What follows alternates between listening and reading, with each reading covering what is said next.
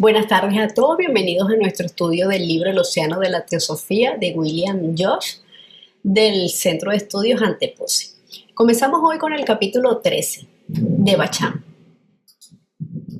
Habiendo ya mostrado que justamente más allá del umbral de la vida humana existe un lugar de disgregación en donde la parte superior del hombre es separada de sus elementos brutos e inferiores, pasamos a examinar lo que en realidad es, después de la muerte, el estado o condición del verdadero ser, ese ser inmortal que viaja de vida en vida. Esforzándose para liberarse del cuerpo físico, el hombre todo entra en cama loca, en el purgatorio, donde nuevamente lucha y se desliga por sí mismo de los escandos inferiores.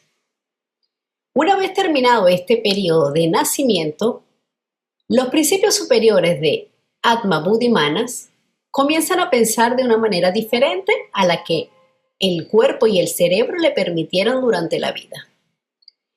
Este es el estado de Devachan, una palabra sánscrita que significa literalmente el lugar de los dioses, donde el alma goza de plena felicidad, pero como los dioses carecen de cuerpos como los nuestros, el ser superior en Devachan está desprovisto del cuerpo mortal.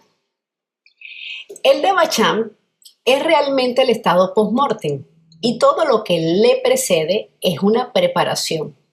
Es un estado de egoísmo intenso durante el cual el ego cosecha la recompensa de su altruismo en la tierra, viviendo en un mundo creado por sus propios pensamientos. Es un estado de felicidad y belleza donde experimenta a plenitud todos sus deseos y aspiraciones espirituales. En los libros antiguos se ha dicho que este estado perdura por un número infinito de años o por un periodo proporcional a los méritos del ser. Y cuando las fuerzas mentales peculiares a ese estado han sido agotadas, el ser es atraído nuevamente hacia la tierra para renacer en el mundo de los mortales. El Devachan es, por tanto, un intermedio entre nacimientos en la tierra. La ley del karma, que obliga a todos los seres en evolución a reencarnar en la tierra, siendo incesante en su funcionamiento y universal en su alcance, también actúa sobre el ser en Devachan, pues solamente por la fuerza u operación del karma somos sacados del Devachan. Este proceso se asemeja a la presión atmosférica que, siendo continua y uniforme, expulsará o aplastará todo lo que esté sujeto a ella, a menos que haya una fuerza atmosférica opuesta que compense y neutralice su presión. En el caso presente, el karma del ser es la atmósfera que continuamente lo impulsa hacia adentro o hacia afuera, de un estado a otro.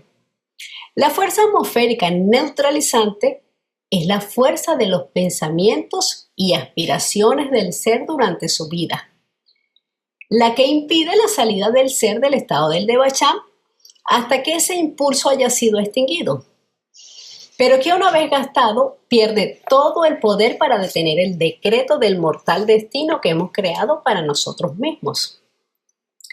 Devachan es el territorio de los efectos. Es un estado de prolongada felicidad subjetiva. Es para el descanso y la recuperación. Mientras mayor es el grado de espiritualidad y mientras más pura y más elevada ha sido la vida terrenal o terrestre precedente, mayor será la estancia en el Devachan. El alma oscila entre el Devachan y la vida en la tierra, encontrando en cada uno condiciones apropiadas para su desarrollo continuo. La necesidad de este estado después de la muerte es una de las necesidades de la evolución, emergiendo de la naturaleza de la mente y del alma. La naturaleza misma de Manas requiere un estado devachánico tan pronto como el cuerpo físico es descartado, y es simplemente el efecto producido por la pérdida de los límites impuestos a la mente por sus ropajes físicos y astrales. Durante la vida no podemos sino hasta cierto punto, la vida en la tierra, o sea, cuando estamos encarnados, no podemos sino hasta cierto punto llevar a la acción los pensamientos que a cada instante sobrevienen a la mente. Y menos aún podemos agotar las energías psíquicas generadas por los sueños y aspiraciones diarias. La energía así generada no se pierde ni se aniquila, sino que se acumula en manas. Pero el cuerpo físico, el cerebro y el cuerpo astral no permiten el pleno desarrollo de esas fuerzas. Por lo tanto, retenida en estado latente hasta la muerte, esta energía se libera entonces de sus ya flojas ataduras y sumerge a manas, el pensador, dentro de la expansión, uso y desarrollo de la fuerza mental creada durante la vida.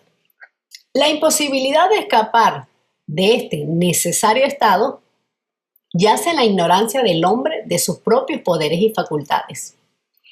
De esta ignorancia surge lo ilusorio, y como Manas no está plenamente emancipado, es arrastrado por su propia fuerza hacia el pensar devachánico. Pero mientras la ignorancia es la causa que nos lleva a este estado, el proceso entero es reparador, sosegado y beneficioso. Porque si el hombre ordinario retornase de inmediato a un nuevo cuerpo en la misma civilización que acaba de abandonar, su alma estaría totalmente exhausta y privada de la oportunidad necesaria para el desarrollo de la parte superior de su naturaleza. Se nos dice que a pesar de que cada caso es particular, la mayoría pasa cama loca en un estado de inconsciencia o semi-inconsciencia, pero al entrar al Devachan retorna la conciencia de ese individuo o de esa entidad. Él sabe quién ha sido y dónde se encuentra. El elemento superior de Manas se necesita para hacerlo un estado de percepción y de conciencia. El Devachan es uno de los medios proporcionados por la naturaleza para prevenir que ocurra una degradación total, porque si no, el ego o el alma vendría con rencores por la etapa pasada en cama loca y o por lo pasado en la vida física. Sí, una pregunta. Acá dice de que Mana requiere un estado devachánico tan pronto como el cuerpo físico es descartado.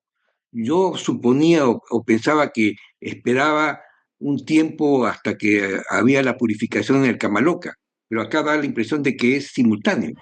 Recordemos que Devachan es realmente el estado post-mortem, todo lo anterior es preparatorio. Entonces, mientras pasamos por el cama loca, la mayoría de las personas o en general pasamos inconscientes o con una semi-inconsciencia, lo que quiere decir que Manas no está activo. Entonces, esa entidad no sabe realmente dónde está ni que si es real, no es real, qué es lo que está pasando.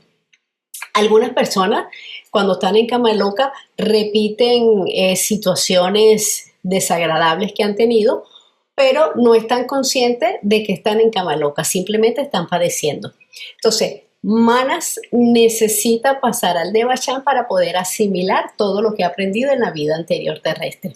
Pero lo anterior es simplemente un proceso preparatorio, como dijiste, para ir purificando, y solamente puede llegar hasta allá por los niveles de vibración los sentimientos, emociones o pensamientos de alta vibración, lo más sutil y lo mejor que tengamos en nosotros. Pero Manas no está consciente como tal. Cuando ya entramos al Devachan, estamos totalmente conscientes porque necesitamos a Manas para poder vivir, sino disfrutar de lo que esa misma Manas construyó. Si no tenemos a Manas, no estamos conscientes y no lo podemos disfrutar. La necesitamos para poder disfrutarlo. Continuamos. Ahora, el ego desprovisto del cuerpo mortal y de cama se viste en Devachan con un ropaje que no puede ser calificado como cuerpo, pero que puede ser llamado instrumento o vehículo. Y en él funcionan las esferas devachánicas enteramente sobre el plano de la mente y del alma. Entonces todo parece al ser tan real como nos parece este mundo. Simplemente el ego tiene ahora la oportunidad de erigir para sí su propio mundo, sin ser obstaculizado por las vallas de la vida material. Su estado puede ser comparado al del poeta o del artista que, ensimismado en el éxtasis de su composición o en el arreglo de colores, permanece insensible al transcurso del tiempo o a las cosas del mundo. Nosotros estamos generando causas a cada instante, pero solo dos esferas de acción existen para la manifestación de los efectos que resultan de esas causas. Estos dos campos de acción son el objetivo, como es llamado el mundo que nos rodea, y el subjetivo, ese mundo que existe tanto aquí como después de que hemos abandonado esta vida. El campo objetivo se relaciona con la vida terrenal y con la parte más grasa del hombre, con sus acciones corporales y los pensamientos de su cerebro, así como también con su cuerpo astral. El campo subjetivo tiene relación con sus potencialidades superiores y espirituales. En el campo objetivo, los impulsos psíquicos no pueden ser realizados ni tampoco las elevadas tendencias y aspiraciones del alma. Por consiguiente, estas deben ser la base, la causa, el sustrato y el sostén del estado devachánico. En cualquier plano que esté actuando nuestra conciencia, tanto nosotros como las cosas pertenecientes a dicho plano, será por el momento nuestra única realidad. Así que todos los fenómenos y experiencias en el Devachan son literalmente apariencias. Y cada grado devachánico está condicionado por el grado terrestre que le ha precedido. Así que al ego no puede ocurrirle nada, absolutamente nada, cuya nota tónica no haya sido tocada durante su vida física. Esa existencia subjetiva tiene impulsos propios. Nada externo o ideas ajenas pueden llegarle. Es el territorio de los efectos, donde mana fortalece uno de los dos eskandas esotéricos que dieron los maestros, o sea, Sakayaditi, que es el engaño o la herejía de la individualidad. O sea, todo se centra solamente en él. Pero es necesario en ese momento para el descanse y el disfruto del ego. Entonces, midiéndolo en años mortales, ¿cuánto tiempo permanecerá uno en el Devachan?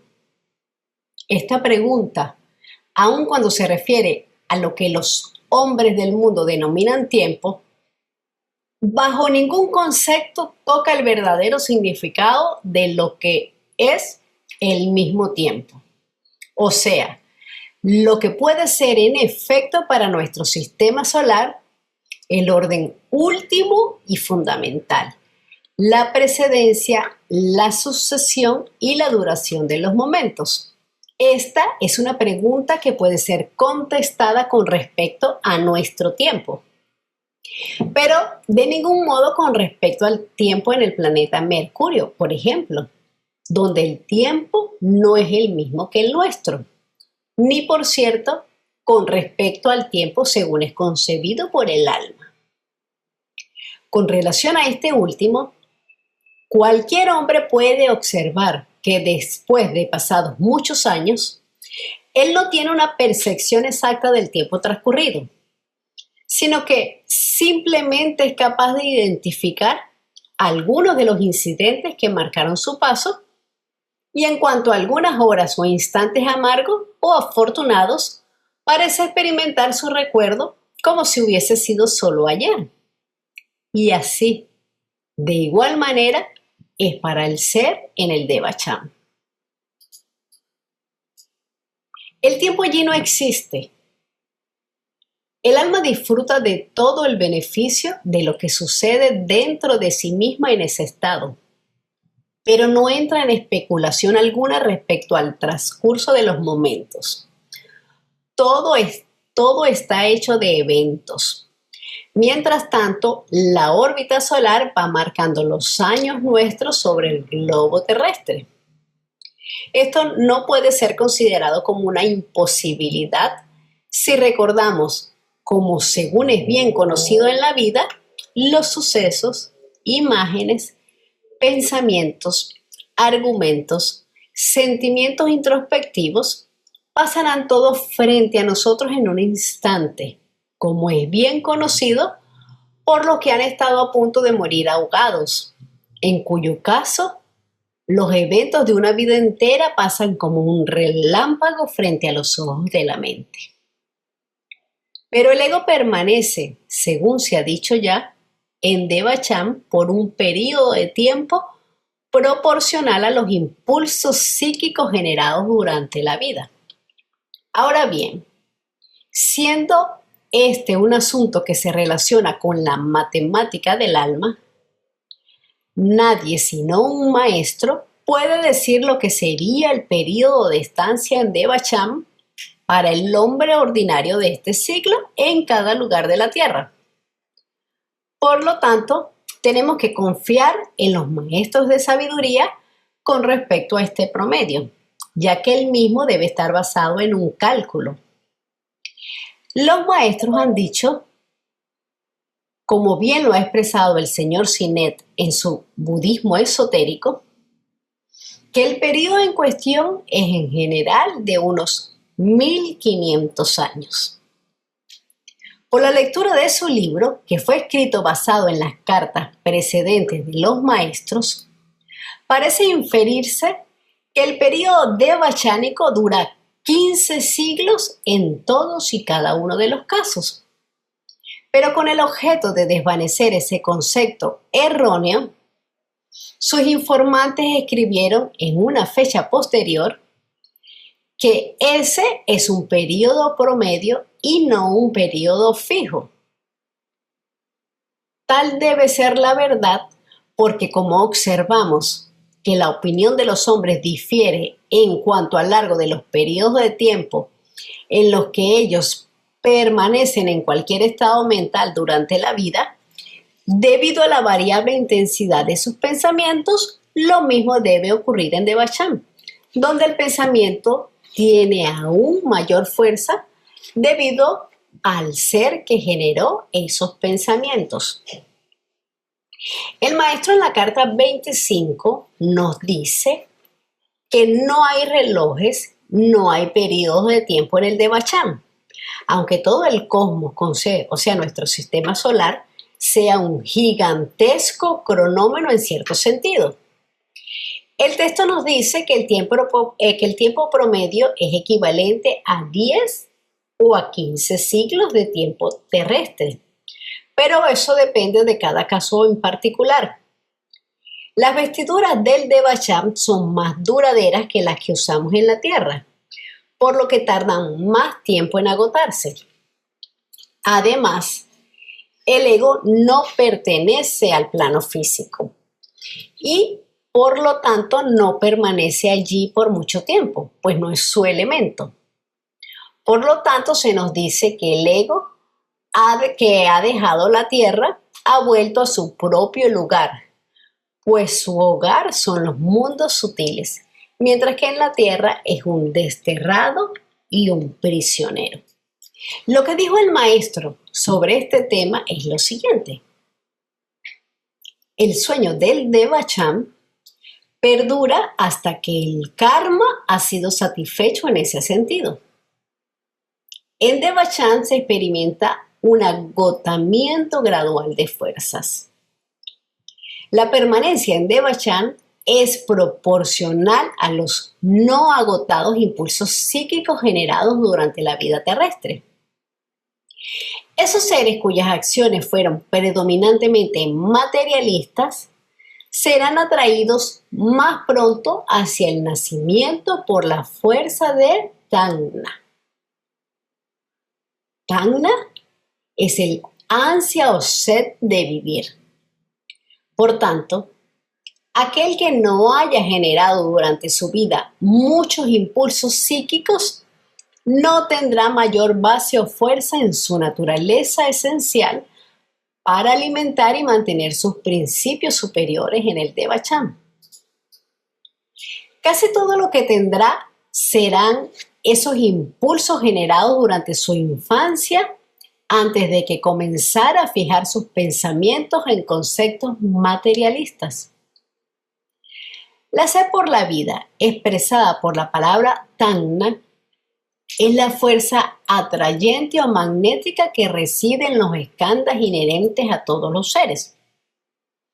En un caso como este, la regla de promedio no tiene aplicación, puesto que el efecto completo en ambos sentidos se debe a un equilibrio de fuerzas y es el resultado de acción y reacción. Y este tipo de pensador materialista puede en solo un mes surgir del Devachan y entrar así en otro cuerpo físico, dando paso a las inagotadas fuerzas psíquicas generadas en la vida anterior. Pero como cada una de tales personas varía en cuanto a la clase, intensidad y cantidad de pensamientos e impulsos psíquicos, cada uno puede variar entonces con respecto al tiempo de estadía en Devachan. Los seres desesperadamente materialistas permanecerán en la esfera devachánica en un estado de letargo o sueño, podríamos decir, porque carecen de fuerzas apropiadas y que correspondan a ese estado devachánico, excepto de una forma muy vaga. Y para tales seres puede decirse que no existe estado después de la muerte en cuanto a la mente concierne.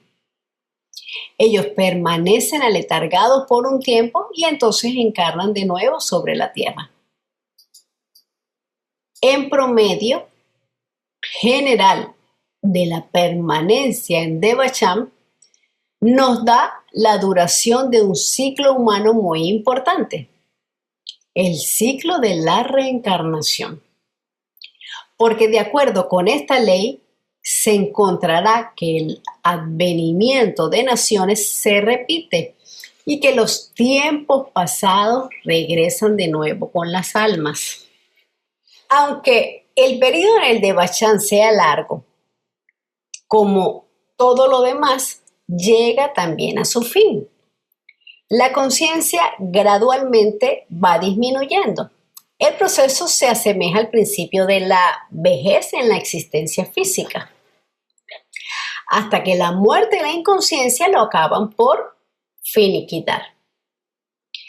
Y vuelven otra vez a empezar los procesos de renacimiento en el mundo de las causas o el plano físico.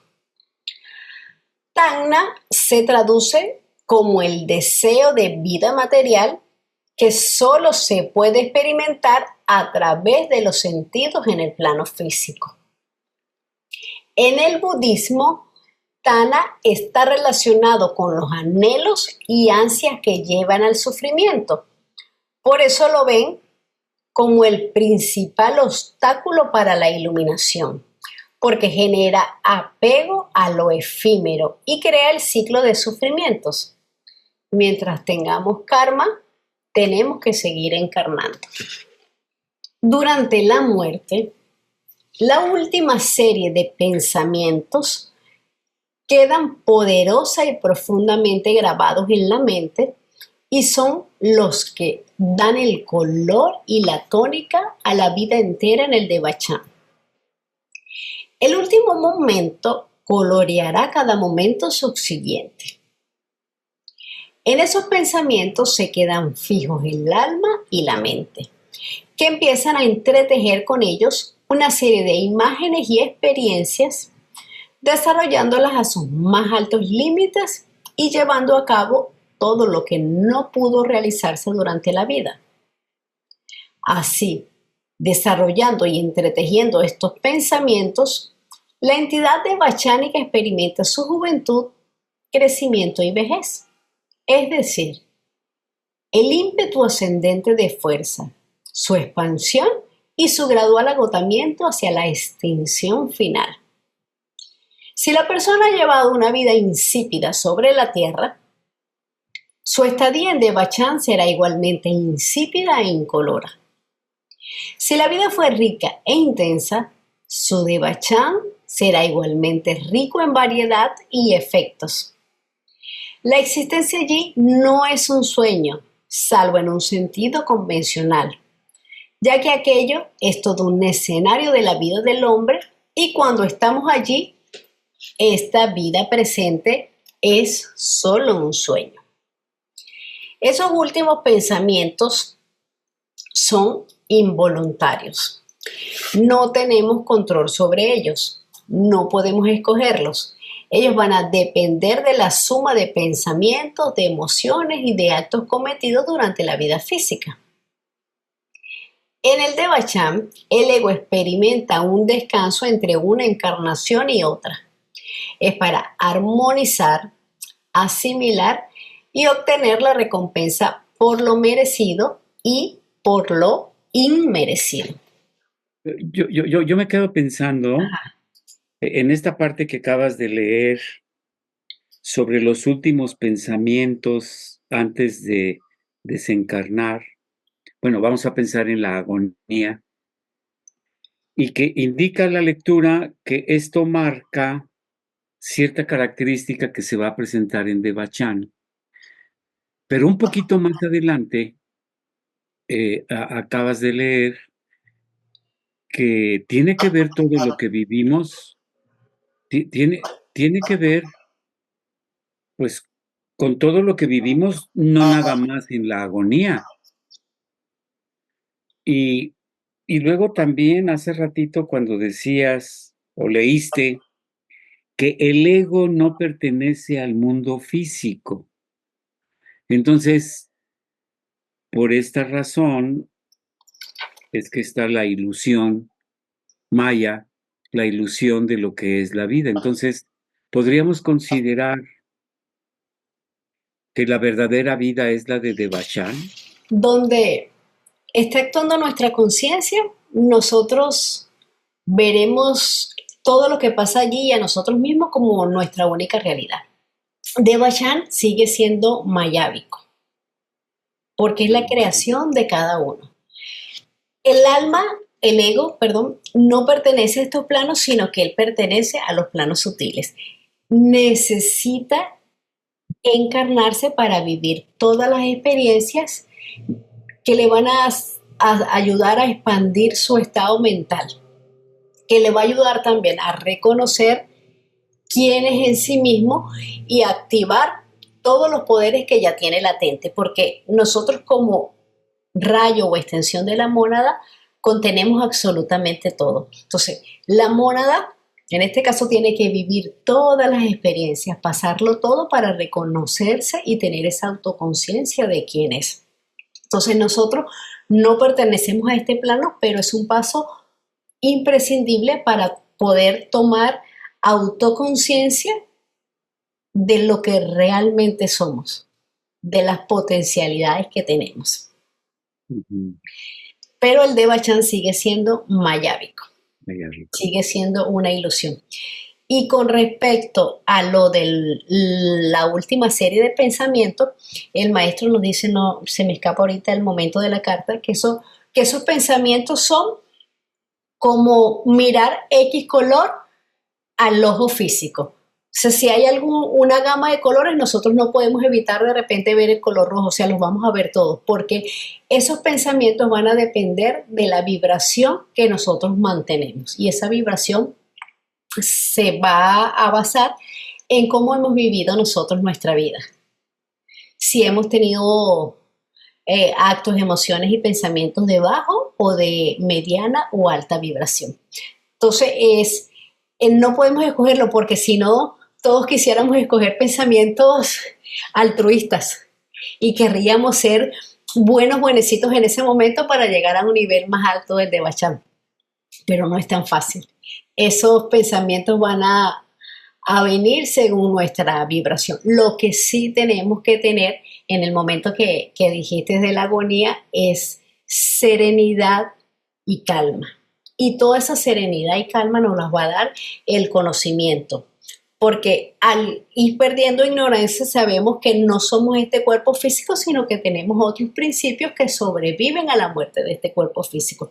Y eso nos debe dar calma, serenidad, paz, que es un proceso que hemos pasado muchísimas veces, pero nosotros como personalidad no lo recordamos, pero nuestra alma sí. Entonces tenemos que tratar de llevar ese proceso en paz y con calma. Eso es lo que sí podemos controlar, pero el pensamiento no. Bien. Así Sí, entonces lo sí, entiendo. gracias. Gracias. A ti, Arturo, por el comentario. Daniel, ¿querías comentarnos algo? Sí, con referencia a lo que estaba comentando y preguntando Arturo. También los maestros nos dicen que la vida post-mortem, el de Bachán, como dijo Caro también, que realmente la vida post-mortem es en de Bachán, es la continuación de la vida física.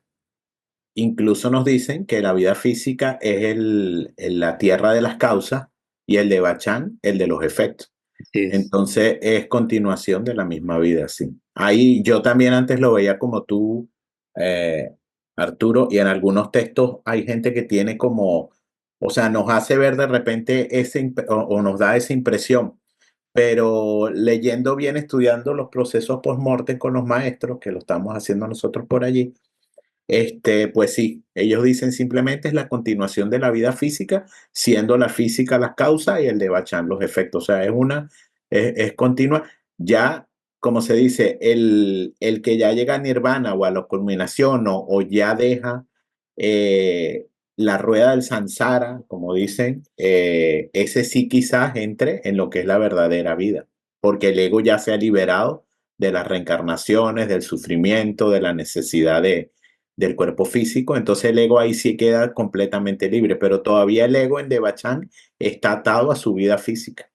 Por ese tanja lo atrae nuevamente a volver a reencarnar, porque todavía el ego está en su trabajo evolutivo y del karma. Está dominado por karma todavía. Gracias, Caro. Gracias, Arturo. Muy interesante. Sí, estos temas son bien interesantes. Gracias.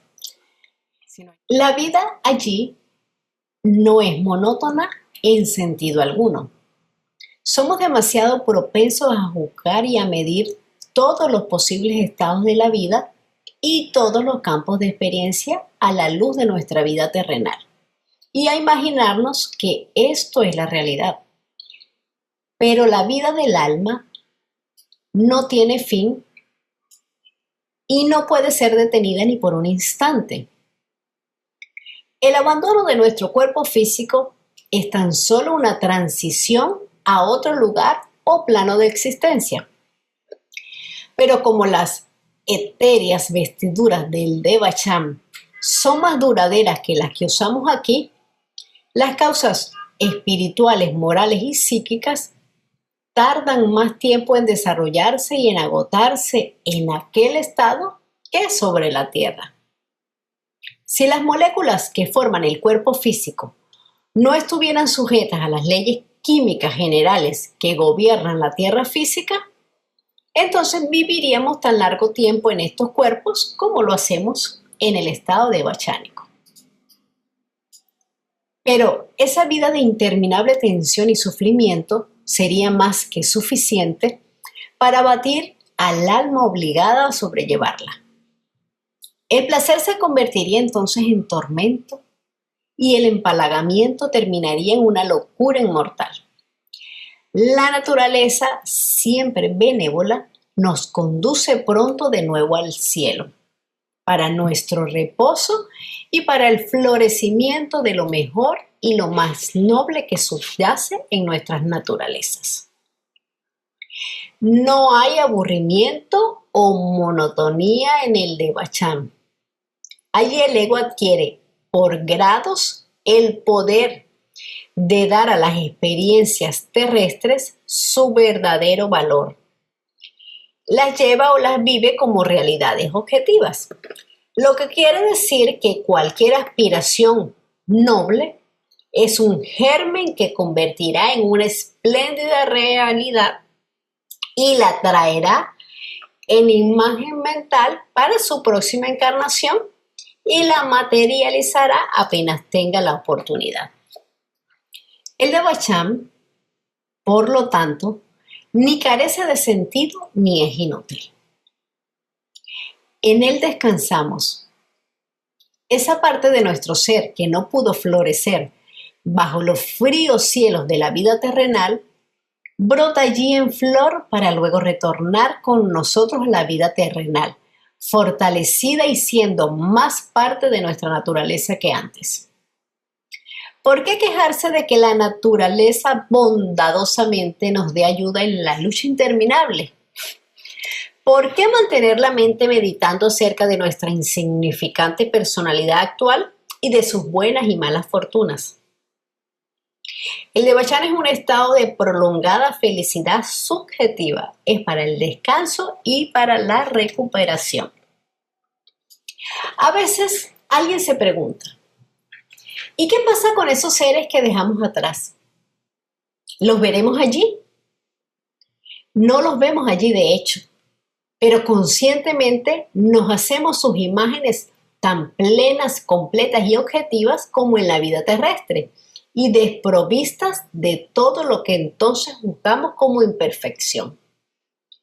Vivimos entre ellos y los vemos crecer nobles y buenos en vez de mezquinos o malos.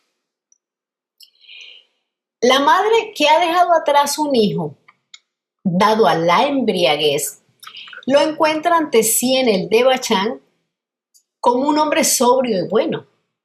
Y de la misma manera, en todos los casos posibles, padre, hijo, esposo y esposa encuentran allí sus seres queridos perfectos y plenos de sabiduría. Todo esto para beneficio del alma. Uno puede calificarlo como un estado de ilusión, si así lo prefiere. Pero la ilusión es necesaria para la felicidad, como a menudo acontece en la vida. Y como la mente es la que produce la ilusión, no es por tanto una trampa.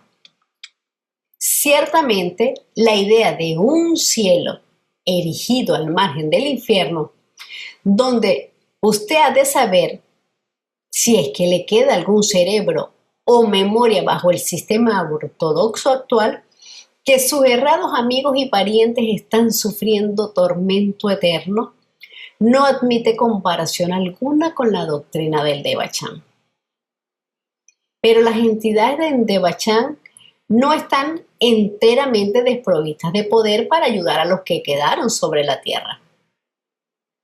El amor, maestro de la vida, si es verdadero, puro y profundo, inducirá al bienaventurado ego en Devachan a influir benéficamente sobre aquellos que quedaron en la tierra, no solo en la parte moral, sino también en las circunstancias materiales. Esto es posible bajo una ley del universo oculto que no puede ser explicada ahora con provecho, pero el asunto puede mencionarse. Esto ha sido divulgado anteriormente por Blavatsky sin que se le haya prestado, sin embargo, mayor atención. Cada persona cuando está encarnado construye su propio Devachan y se encontrará con las personas que ama y con escenas familiares. Sí, entonces, dos renglones. Entonces, en Devachan podremos encontrar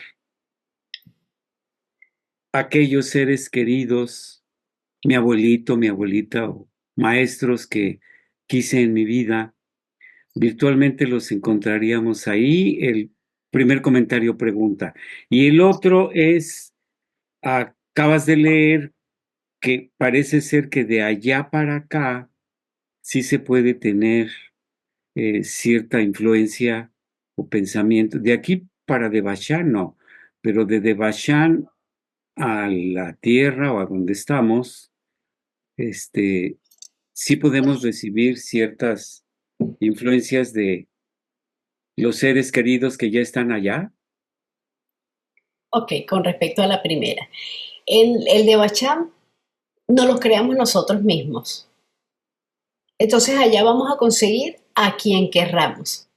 Ah, El ejemplo que nos pone allí, de repente una mujer tiene un hijo y el hijo ya estaba muerto, cuando ella esté en el de Bachán, su hijo no va a estar muerto, su hijo va a estar vivo y va a disfrutar con ella. Y va a crear todo lo que le guste a una persona que le gusta tocar el piano. Entonces ella va a gozar tocando el piano porque eso es lo que va a hacer. Al que le gusta leer, pues va a tener las mejores bibliotecas para leer lo que le guste y va a estar con quien quiera, lo que él quiera, como lo quiera, porque es su propia creación. Todo esto en deseos y emociones espirituales, o sea, sutiles, puras cosas buenas. Lo máximo, lo mejor es lo que va a poder vivir allí. Ahora, con respecto a lo último que dice aquí, el amor, si es verdadero, puro y profundo, inducirá, como dice, puede ayudar benéficamente. Pues esto sí es verdad que yo lo ignoro porque dice que es algo oculto que no puede ser explicado ahora con provecho. Quizá, no sé, algunos que sean con un amor puro, alto, no quizás lo que nosotros conocemos como amor. Para nosotros como mortales comunes y normales, es muy difícil porque el ego está centrado en sí mismo, para él no existe más nada. Sí piensa en sus seres queridos, pero no los ve allá porque al tener algún contacto con ellos y ve que no está bien, va a sufrir. Y el de Bachán no es un lugar de sufrimiento ni de emociones bajas. Entonces, por eso yo no podría nombrarte, o sea, aquí dice que es algo oculto, quizás a los más avanzados en estados mentales o estados de conciencia lo pueden hacer. Quizás yo entiendo que para el hombre mortal, normal y común no es posible. Y más adelante también el texto nos va a hablar de que los únicos que pueden acceder al Devachan desde acá, desde nuestro plano, sería un adepto, que es el capaz de sobrepasar a esa ilusión, a ese maya, y si lo hace es porque tiene la necesidad de comunicarse con alguna entidad que esté allí, quizás un discípulo, alguien muy espiritual, que lo necesitan para que haga un trabajo terrestre, entonces acuden a él para pedirle que renuncie a su tiempo que le queda de Bachán para que reencarne nuevamente y haga algún trabajo. Pero eso será a una persona muy, muy elevada y es un adepto también el que puede sobrepasar ese nivel de ilusión. sí, gracias. A Gracias. ti, a ti, Daniel. Y es que incluso los maestros lo dicen es al contrario, no de abajo hacia arriba, no, perdón, no de arriba hacia abajo, o sea, de Bachán hacia la tierra, sino al revés, de la tierra hacia Devachan. Y Blavatsky también lo pone ejemplo, porque él lo menciona aquí, y Blavatsky habla algo por allí, donde ella dice que una familia que perdió un hijo, algo así, ella podía comunicarse y de repente ofrecerle esperanza a los familiares. O sea, y los maestros también lo dicen igual. La comunicación la puede haber de los que están todavía encarnados con los que están en Devachan, pero del Devachan hacia abajo no hay. Ya una vez que pasan a Devachan, no tienen manera, bueno, a gestación, dicen los maestros. Ya una vez que están en gestación, ya no pueden tener ningún tipo de comunicación con las esferas terrestres. Con la esfera terrestre. Entonces, puede ser un error de la traducción, puede ser un error de interpretación del autor o la misma traducción, pero los maestros lo indican es al contrario, como lo dice aquí. Gracias, Carlos. Sí, a ti así también lo entendía yo, pero aquí dice así, bueno, no, me lo ignoro. La última pregunta por considerar es si a nosotros nos es posible o no desde esta esfera alcanzar a los que residen en Devachan o si ellos pueden llegar a la nuestra. No podemos alcanzarlos ni influenciarlos a menos que seamos adeptos. La pretensión de los medium de que pueden comunicarse con los espíritus de los muertos carece de fundamento. Y aún menos válida es la presunta habilidad para ayudar a aquellos que se han ido al Devachan. El Mahatma, un ser que ha desarrollado todos sus poderes y que está libre de toda ilusión, puede trasladarse al estado devachánico y comunicarse entonces con los egos que allí se encuentran. Esa es una de sus labores y es la única escuela de los apóstoles que existe después de la muerte. Los Mahatmas se aproximan a ciertas entidades en Devachan con el propósito de sacarlos de esa condición a fin de que retornen a la tierra para el bien de la raza. Por lo tanto, los egos a quienes ellos se aproximan son aquellos cuya naturaleza es noble y profunda, pero no poseen la sabiduría suficiente como para ser capaces de vencer las ilusiones naturales del Devachan. Algunas veces también el medium sensitivo y puro entra en ese estado y se comunica con los egos que allí se encuentran. Pero ese caso es muy raro y ciertamente no sucederá con el tipo ordinario de medium que trabaja por dinero. Pero el alma jamás desciende aquí al medium. Y el abismo que existe entre la conciencia del Devachan y la del globo terrestre es tan profundo y vasto que muy rara vez puede el medium recordar a su regreso a qué o a quién encontró, vio o escuchó en Devachan. Este abismo es comparable al que separa el Devachan del nacimiento, aquel abismo en el cual toda memoria previa se desvanece. Cuando el periodo completo asignado por las fuerzas del alma ha concluido en Devachan, los hilos magnéticos que atan el alma a la tierra comienzan a ejercer su poder. El ser despierta de su sueño. Es velozmente guiado hacia un nuevo cuerpo y entonces, justo antes del nacimiento, el ego ve por un instante todas las causas que le condujeron al Devachan y de regreso a la nueva vida a punto de comenzar. Y sabiendo que es todo justo y solo el resultado de su propio pasado, el ego no se lamenta, sino que otra vez toma su cruz. Y otra alma ha regresado a la tierra. Un ego que está en Devachan no puede ser atraído a la tierra. Allí el ego está demasiado feliz y entretenido. Él no sabe lo que pasa aquí abajo. Saber de sus seres queridos o proyectos le causaría preocupación y sufrimiento. Hemos terminado el capítulo de Devachan.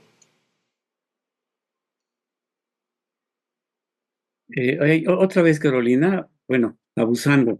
No. Ahorita que acabas de leer en que tantito antes de iniciar la nueva vida terrenal, se pueden observar las causas que nos condujeron a Devachan. Esto quiere decir que antes de la nueva vida, la que va a entrar, o sea, antes, podemos ver la historia de todas nuestras vidas y más o menos identificar más o menos cómo va a ser la nueva vida y el propósito, la misión de lo que va a ser la nueva vida. O sea, antes de entrar, podemos ver todo nuestro historial. Aquí el texto está diciendo que dice de la que acaba de pasar, según tengo entendido yo. Antes de entrar al Devachan, justo antes, que es cuando retomamos otra vez Mana, volvemos a ser conscientes de dónde estamos, allí vemos la película que dice acá, todo lo que pasamos en nuestra vida terrenal y las causas que nos llevaron a ese Devachan. Sí. Que hicimos bueno, solo lo bueno, ¿no? Que hicimos bueno, que no tan bueno que dejamos por allá abajo, pero todo lo que nos inspiró a llegar allí.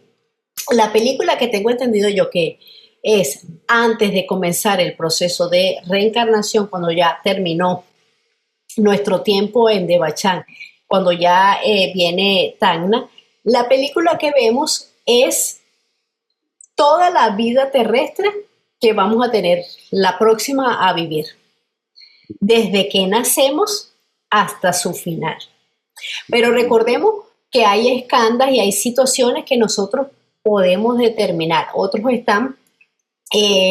no se pueden cambiar, pero hay unos que sí, por nuestro libre albedrío podemos decidir, pero nos van a dar un esquema de cómo va a ser nuestra vida según hemos vivido nosotros. Pero es esa vida. Antes del Devachan es simplemente la vida anterior que pasamos. Y antes de nacer o volver a reencarnar, la próxima vida que tendremos. Pero la película de todas las vidas que hemos vivido, la vamos a ver. Uno, cuando alcancemos la iluminación, en ese momento vamos a ver, dicen que son como perlas de un collar todas las vidas que hemos tenido. Entonces ahí es cuando vamos a ver absolutamente todas. O cuando termine el Manvantara planetario, también vamos a ver todas las vidas que hemos tenido. En esos únicos momentos es cuando vamos a ver absolutamente todas las vidas. Pero aquí en este momento solamente vamos a ver la vida próxima a ver y no todas las otras que hemos tenido. Sí, sí, y entonces cuando tocas lo de la iluminación, vamos a decir, arriba del iluminado está el adepto. Quizás nosotros todos tenemos momentos de iluminación, porque tenemos esos destellos que vienen de Budi. Entonces quizás ahí me expresé mal. El error es cuando se habla de iluminación. Sí. Realmente al alcanzar la iluminación no tenemos todavía, no es lo que dicen los maestros. Es cuando se logra el adeptado completo, cuando el adepto es completo, que dice que cumple todas las iniciaciones y se funde con su Dhyani Buda, con su padre en el cielo, como lo llaman también. Ahí sí tiene la oportunidad de conocer toda su vida. O sea, cuando logra ser un adepto completo. Sabemos que hay muchos niveles de adeptado.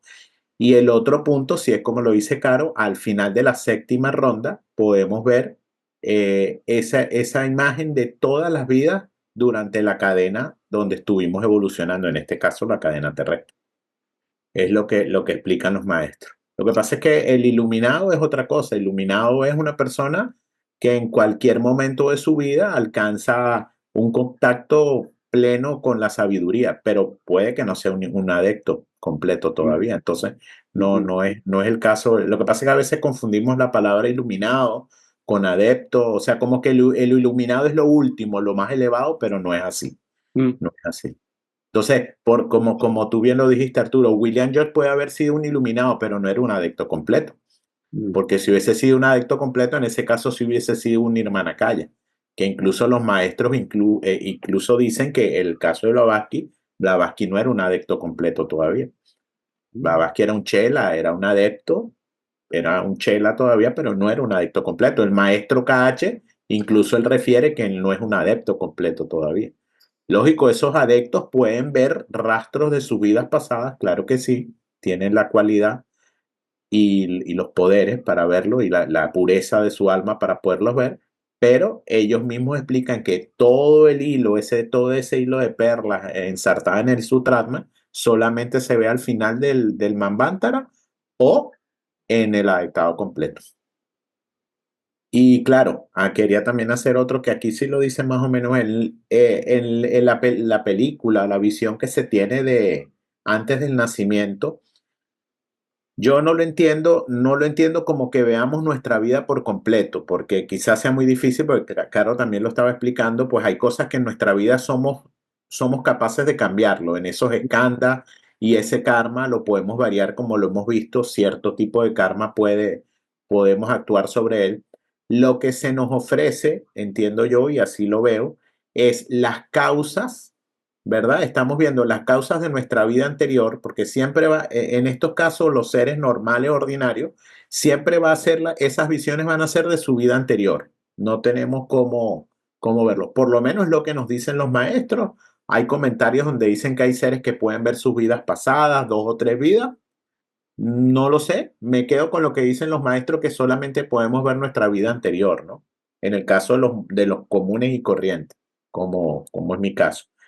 Yo lo que entiendo es que esa visión antes del nacimiento nos va a mostrar las causas que nos están llevando a nacer en una familia en específico, a nacer en un país en especial, a una situación, vamos a decir, de vida económica, social, su misma constitución física, sus cualidades que ya trae, nos está mostrando ese panorama. Bueno, ¿por qué tú naciste en una familia buena, por decir algo? Bueno, tu vida anterior, tus causas, tú sembraste muchas cosas buenas y bueno, tienes la recompensa de nacer en una familia buena, una familia estable, donde vas a poder desarrollar tus aptitudes, tus cualidades o el propósito que tengas en esa encarnación, porque lógicamente traemos un propósito, o puedas seguir desarrollando su, su conocimiento espiritual dentro de una familia que le permita un ámbito de trabajo con un cuerpo adecuado. Así lo entiendo yo. Vemos más o menos un panorama basado en las causas de la vida anterior de lo que va a ser nuestra futura vida, pero no como que ver por completo todo lo que va a pasar, porque según entiendo, pues hay cosas que se pueden variar, hay cosas que pueden cambiar. Gracias, Carlos. Gracias. No, gracias, Daniel, por la aclaratoria del iluminado y del adaptado, que yo fui que creo la confusión a usar mal el término. Bueno, yo creo que lo importante de rescatar del Devachan es que tenemos que portarnos bien y tenemos que sembrar buenas causas para pasar allá el mayor tiempo posible, que es el descanso y la asimilación que tenemos para volver a venir a sembrar nuevas causas que nos ayuden cada vez a subir nuestro estado mental. Continuamos ahora con el capítulo 14. Ciclos. La doctrina de los ciclos es una de las más importantes de todo el sistema teosófico, aunque la menos conocida y de todas a la que se alude con menos frecuencia. Por varios siglos, los investigadores occidentales han sospechado que los eventos suceden en forma cíclica. Y unos cuantos escritores en el campo de la literatura europea han tratado este asunto, aunque todos lo han hecho de una forma incompleta. Esa falta de precisión y escasez de conocimiento exacto se ha debido a una falta de creencia en las cosas espirituales y al deseo de reducir y adaptar todas las cosas a la ciencia materialista. Tampoco pretendo dar a conocer la ley cíclica en su totalidad, porque esta es una ley que los maestros de sabiduría no han divulgado en todos sus detalles, pero bastante ha sido ya divulgado y bastante fue por largo tiempo conocido por los hombres de la antigüedad como para enriquecer considerablemente nuestro saber. La doctrina secreta en la introducción nos dice que doctrinas como los ciclos, las cadenas planetarias o las 7 razas suministran una guía segura para el descubrimiento de la sextuple naturaleza del hombre. Pues cada uno de los principios humanos está en correlación con un plano, que recordemos que un plano es una esfera de acción de una fuerza determinada. Entonces, cada uno de estos principios está en correlación con un plano, con un planeta y con una raza, lo que proporciona una guía segura para descubrir poderes ocultos tremendos. Y con nuestro estado mental implicaría ejercer la hechicería en la peor especie. Aún no estamos preparados para la recepción de estas verdades ocultas. Entonces aquí de ciclos pues vamos a hablar un poquito, pero los maestros no hablaron mucho de eso, por lo que nos comentan en la doctrina secreta que descubrirlo pues se pueden hacer fechorías, cosas no tan buenas. Incluso al maestro creo que cerca de 10 años ya después de su grado de sabiduría, de conocimiento, le tardó 10 años entenderlo. Entonces, ¿qué podemos aspirar nosotros mortales? 15, dice. El 15, maestro dice 15 años para entender la doctrina de los ciclos. Ya siendo un adepto, que le tomó 15 años para entender por completo la doctrina de los ciclos nada más. Un ciclo es un anillo, círculo o revolución periódica, como lo indica la etimología de la palabra. En el idioma sánscrito, las palabras correspondientes son yuga, kalpa, manvantara. Pero entre todas, yuga es la que más se aproxima a la palabra ciclo, por significar menor duración que las otras. El comienzo de un ciclo debe por necesidad ser un instante que, añadido a otros instantes, constituyen un día, y este sumado a los otros días constituyen los meses, los años, las décadas y los siglos. El occidente no va más allá de este cómputo ordinario, y aunque reconoce el ciclo lunar y el gran ciclo sideral, solo considera a ambos, al igual que a los demás, como meros periodos de tiempo. Si los hemos de considerar tan solo como duración de tiempo, no habrá ninguna utilidad excepto para el estudiante estéril o el astrónomo. Y en esta forma están los ciclos considerados hoy día por los pensadores europeos y americanos, quienes reconocen la existencia de los ciclos, pero consideran que estos no ejercen mayor influencia sobre la vida humana, y de hecho ninguna sobre la ocurrencia de eventos o la reaparición en el escenario de la vida de personas que una vez vivieron sobre la Tierra. La teoría teosófica es precisamente lo contrario, como debe ser si ha de sustentarse la doctrina de la reencarnación, a la cual se ha dado una gran importancia en páginas anteriores. Un ciclo se refiere a eventos que ocurren cada cierto tiempo. Es lo que marca el principio o el fin de algún acontecimiento cósmico, mundano, físico o metafísico. Kalpa significa el paso del tiempo en una escala grande cosmológica. Es un día de Brahma, que es la cifra de 14 números, 4.320 millones, 1.000 millones de años, algo así. Y está dividido un kalpa en 14 manvántaras.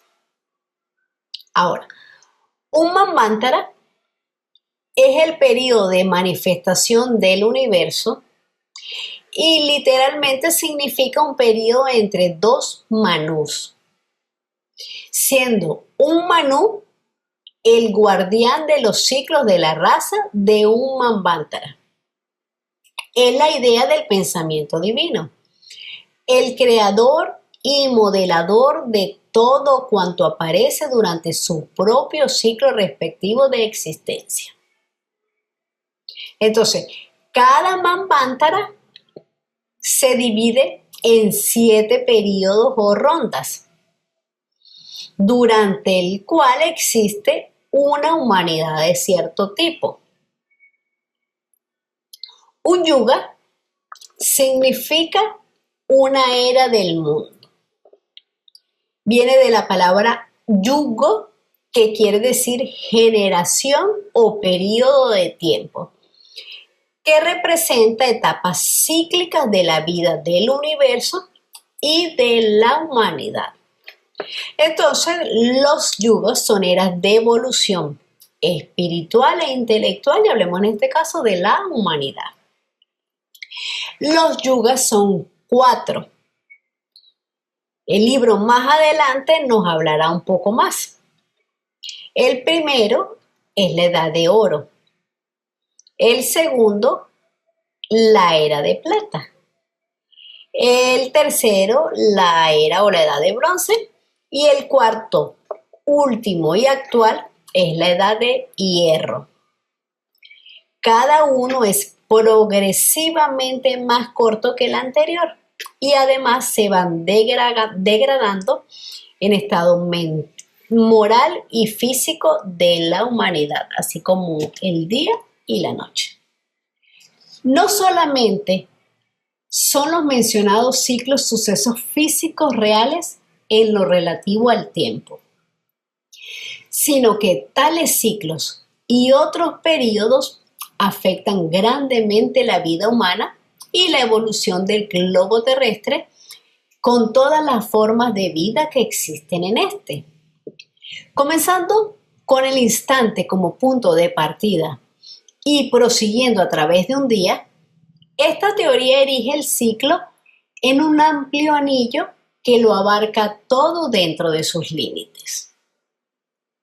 Siendo el instante la base fundamental, la cuestión a ser esclarecida respecto al gran ciclo es: ¿cuándo se inició el primer instante?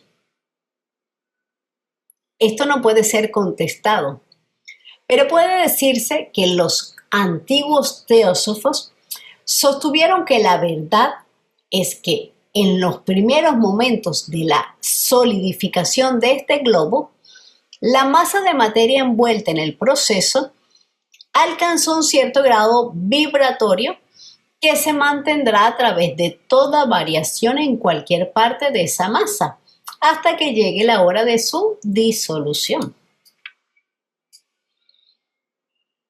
Estos grados de vibración son los que determinan las diversas clases de ciclos, y en oposición a las ideas de la ciencia occidental, la doctrina enseña que el sistema solar y el globo sobre el cual nos encontramos llegarán a su final cuando la fuerza que yace tras la masa de materia visible e invisible haya alcanzado su límite de duración de conformidad con la ley cíclica. Aquí nuestra doctrina difiere otra vez de la doctrina religiosa y de la científica. No admitimos que la cesación de la fuerza se deba a la retirada de la protección de un Dios, ni al súbito arrojo por él de alguna otra fuerza contra nuestro globo, sino que la fuerza en juego, que es la determinante del gran ciclo, es la del hombre mismo, considerado como un ser espiritual. Tan pronto como él termina su labor sobre el globo, lo abandona y con él se retira la fuerza que sostiene el conjunto. El resultado es la disolución por el fuego, por el agua o por cualquier otra forma de catástrofe, siendo estos fenómenos simplemente efectos y no causas. Las especulaciones científicas corrientes sobre este punto son que la Tierra puede llegar a precipitarse y caer hacia el Sol o ser envuelta por este, o que un cometa de gran densidad podría destruir nuestro globo, o que podríamos entrar en colisión con un planeta mayor, ya sea conocido o no. Por el momento, todas estas son especulaciones sin fundamento. En teosofía no hay creación, hay preexistencia. Todo en el universo es increado, eterno, con una naturaleza periódica. Es decir, se basa en la idea de ciclos eternos de manifestación y disolución. Por lo tanto, no existe un primer instante en términos absolutos, sino una serie infinita de ciclos de manvántaras o manifestación resultante de su predecesor. Y el siguiente ciclo o siguiente etapa del mismo ciclo es la disolución y asimilación o pralaya. Como la reencarnación es la gran ley de la vida y del progreso, la misma se encuentra íntimamente entrelazada con la ley de ciclos y del karma. Estas tres leyes van juntas y en la práctica es casi imposible desligar la ley de la reencarnación de la ley cíclica. Los individuos y las naciones regresan al globo terrestre en corrientes determinadas dentro de periodos cíclicos regulares y traen con ellos de regreso al globo las artes, la civilización y los mismísimos personajes que antes vivieron y laboraron en él. Y como dentro de una nación y de una raza, las entidades están magnéticamente conectadas por hilos invisibles y poderosos, grupos y masa considerable de tales unidades, en su lento pero incontenible avance, vuelven a reunirse en diferentes épocas y emergen juntos una y otra vez dentro de cada nueva raza y cada civilización. A medida que los ciclos recorren sus establecidas rondas. Por lo tanto, las almas que erigieron las más antiguas civilizaciones regresarán y traerán con ellas la vieja civilización en idea y en esencia, lo cual, añadido a lo que otros han llevado a cabo para el desarrollo de la raza humana en su carácter y su conocimiento, producirá un nivel de civilización aún más elevado.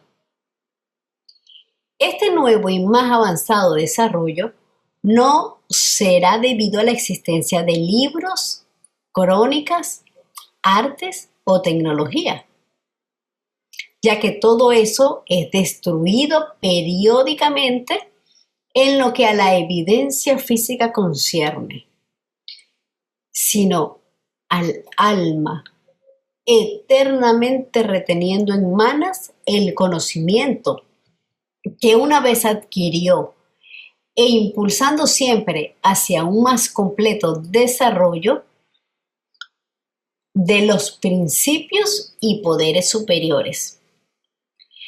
Y así, persistiendo la esencia del progreso, volverá a surgir otra vez con la misma certeza que el sol brilla. Y a lo largo de esta ruta están los puntos donde, para beneficio del hombre, los ciclos menores y mayores de avatares proyectan los grandes seres que de tiempo en tiempo van moldeando la raza. El karma, la reencarnación y los ciclos son elementos o leyes claves en la evolución del universo y de los seres humanos. La reencarnación reafirma nuestra inmortalidad y elimina cualquier posibilidad de injusticia en la vida humana. Nos ofrece nuevas oportunidades para mejorar y junto con la ley del karma apoyan nuestros esfuerzos por lograr el desarrollo interno. Además, la reencarnación no es una característica exclusiva de la humanidad. Cuando concebimos el universo como un organismo único, compuesto por un vasto número de organismos menores, todos interconectados en una inmensa variedad de grados de conciencia y de desarrollo, Entonces también asumimos que todos estamos sujetos a las mismas leyes cósmicas y el progreso de cada ser humano contribuye al progreso de todos en conjunto, lo que nos debería invitar a actuar de manera consciente y ética y a construir un mundo más justo y armonioso. Cuando nos habla de que las mismas almas vuelven a reunirse, es por el karma colectivo, que es el resultado de las fuerzas en mutua relación de los individuos que componen una colectividad. Y todos ellos son conducidos siguiendo la dirección de dicha fuerza. Estas almas reencarnan en la raza, nación o familia en que yace su responsabilidad debido al papel que jugó en las encarnaciones anteriores. El ciclo de Avatara incluye varios ciclos menores.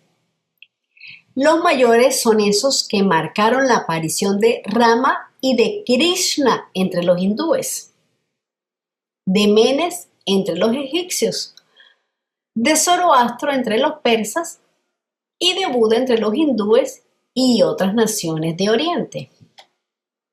Buda es el último de los grandes avatares y se encuentra en un ciclo mayor que el de Jesús de los judíos, pues la enseñanza de este último son las de Buda y están teñidas con las doctrinas que Buda había enseñado antes a los instructores de Jesús. Otro gran avatara está aún por manifestarse y corresponderá a las naturalezas combinadas de Buda y Krishna.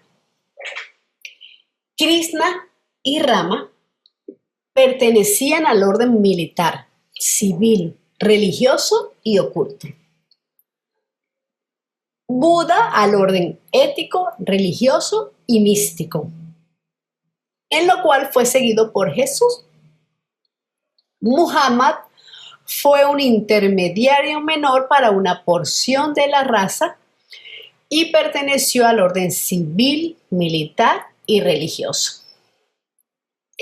En estos ciclos podemos incluir personajes varios que han tenido una gran influencia sobre las naciones, tales como el rey Arturo, el faraón, Moisés, Carlomagno, reencarnado en Napoleón Bonaparte, Clodoveo de Francia, reencarnado en Federico III, emperador de Alemania, y también Washington, primer presidente de los Estados Unidos de América, país donde la raza raíz de la nueva raza está en proceso de formación.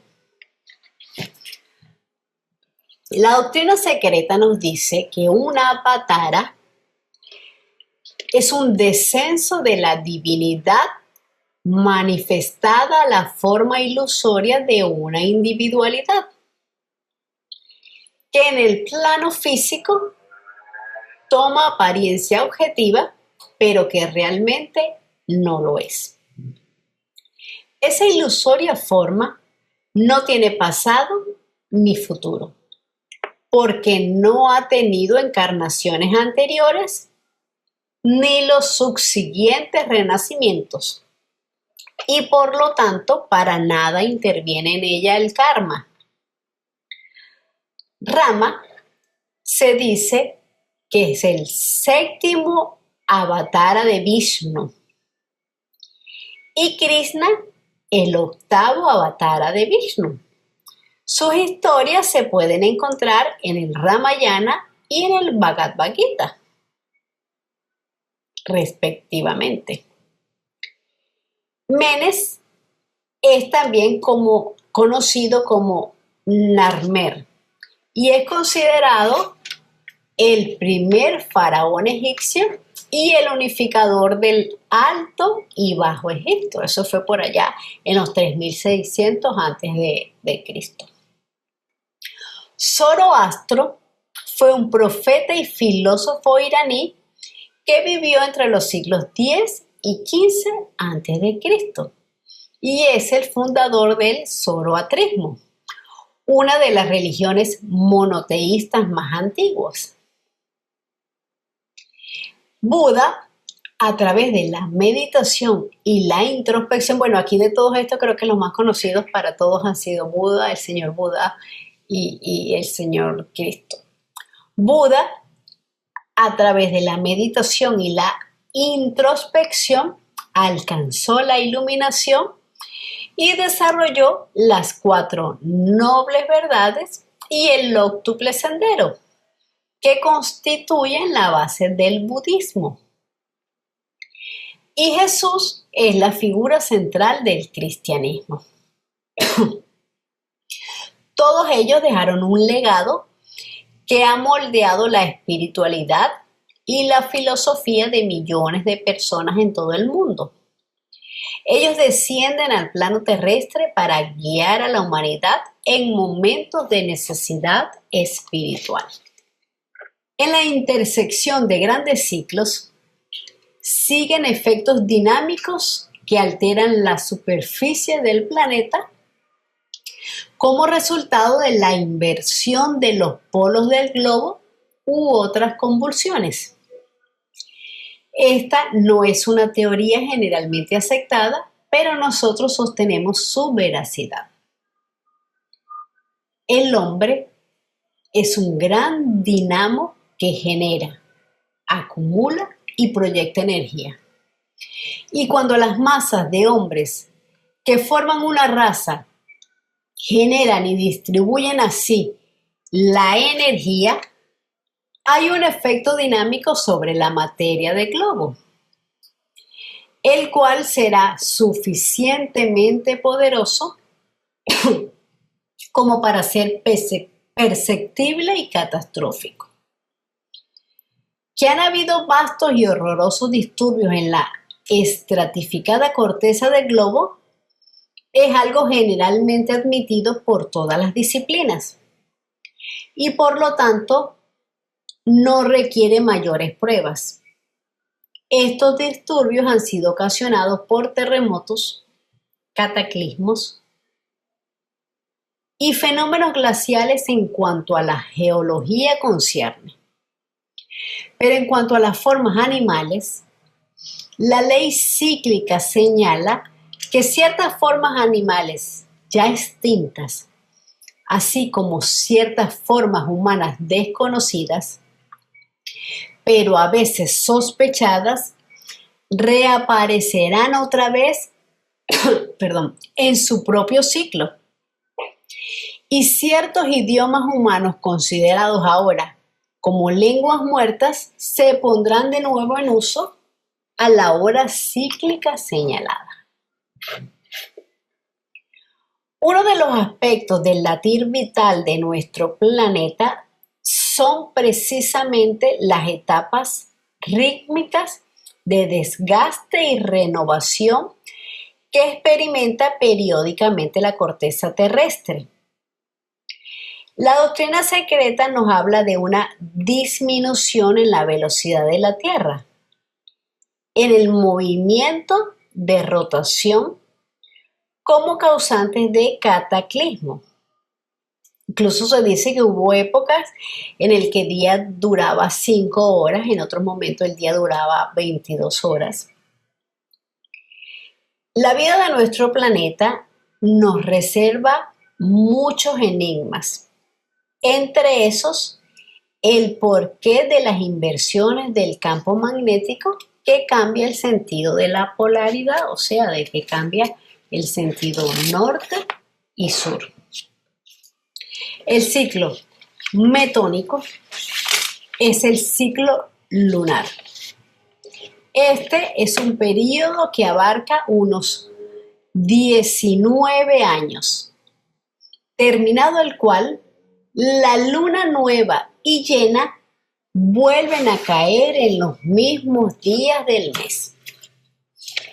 La luna representa el pasado kármico y las formas astrales. Su influencia no es solo física, como lo son en las mareas, en los ciclos biológicos, etc. Sino que también su influencia es energética y psíquica. La luna es un cadáver cósmico, un remanente de un sistema anterior. Además, el ciclo metónico está asociado con la astrología y se utiliza para interpretar los tránsitos planetarios. En algunas tradiciones se cree que los ciclos lunares están relacionados con grados de iniciación y con despertares espirituales. El ciclo solar es un periodo de 28 años, pasado el cual las letras dominicales regresan a su lugar original y proceden en el orden anterior de acuerdo con el calendario juliano. Hay varias teorías sobre la duración del ciclo solar. El más conocido es el ciclo de 11 años de las manchas solares. Pero también se consideran que menciona el texto, el de 28 años, en el que los días de la semana vuelven a coincidir con las fechas del calendario. Otros consideran que la duración de un periodo del ciclo solar es de 33 años. Así que el ciclo solar pues se manejan en esas tres edades, 11, 28 y 33 años. El libro nos habla solo de los de 28 años porque coinciden las fechas del calendario con los mismos días. El sol simboliza el logo solar, la fuente de vida y la inteligencia divina que guía la evolución de todos los seres y todas las entidades de su sistema. El sol es visto como el corazón, no solo en términos físicos, sino también en términos espirituales. Su luz representa la iluminación del alma y la expansión de la conciencia. La luna está relacionada con el pasado y el sol representa el presente y el poder del yo superior para trascender las limitaciones de la materia. El gran año sideral es el período requerido por los puntos equinocciales para completar en su precesión una revolución completa a la esfera celeste. Esta revolución consiste en unos 25.868 años solares. Se dice que el último año sideral terminó hace 9.868 años, en cuyo momento debe haberse producido sobre la Tierra una violenta convulsión o una serie de convulsiones, así como distribuciones de naciones. La terminación de este gran periodo transporta a la Tierra dentro de nuevos espacios del cosmos, no tan cosmos con C, o sea que de nuestro sistema solar.